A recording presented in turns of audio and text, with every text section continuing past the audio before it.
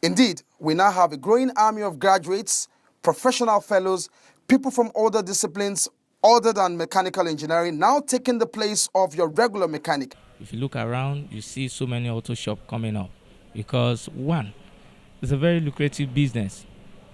From statistics, you have well over, let me say, well over 1 million cars that move around Lagos every day. So tell me, how won't they maintain their car? Apart from that, you can do car consultation. That's one part of the business. Spare parts, that's one part of the business. Spare parts, I tell you, Omoibo now is making a lot of money with this dollar rate. Do you understand? So it's not all about just you fixing a car. It goes beyond that. And the knowledge that, yes, you have to be a refrat or something. No. You find learned people with good personality doing this business now. You understand? Some of them even go as far as traveling out to really get themselves well trained so that they can offer the best. For me, it was a little bit more easier because I had the know-how, car-wise. As from as little as when I was like 10, watching my dad do stuff, taking things apart.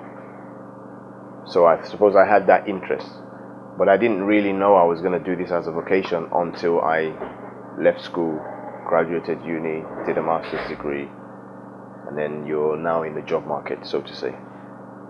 Now you now evaluate your chances against everybody else. Ordinarily, I did this for a long time in the States, but I was always part of somebody else's establishment. So coming home on a visit with friends and just taking a view of the market. So, oh, so people drive all these fancy cars in Nigeria. Wow, I wonder how they get them serviced. And then you start going to dealerships and say, oh, so this is Honda place, and this is, all the other main names where people get their car serviced. And I'm like, okay, so what do they do that I can do better? So that was how my little business model started gradually.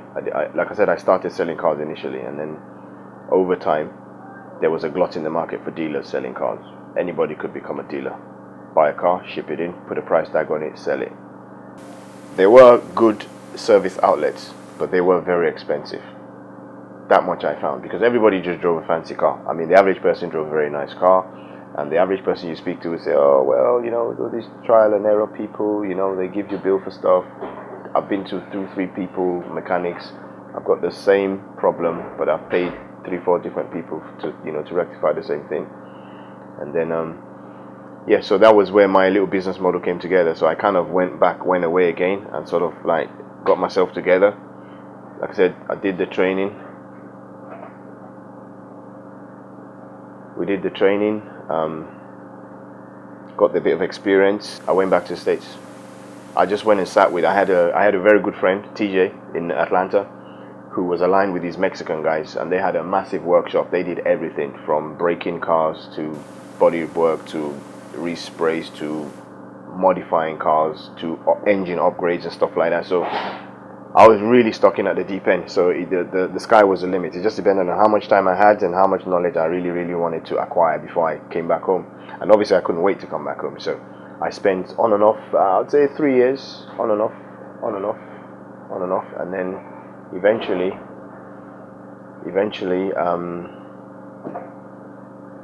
I came back. And it was a matter of, right, let's get to location. Okay, if I get to location, what do I need? What do I want to be into? Do I want to be a one-stop auto shop, or do I just want to grab a niche of the market and specialize in it? So going back away and having a bit of finance, I figured that, well, going and coming and shipping containers is not really the ideal thing. Let me just buy as much of what I know is going to be useful for me. And then I came back home, and I gradually started. I started out in Oniko in 2005.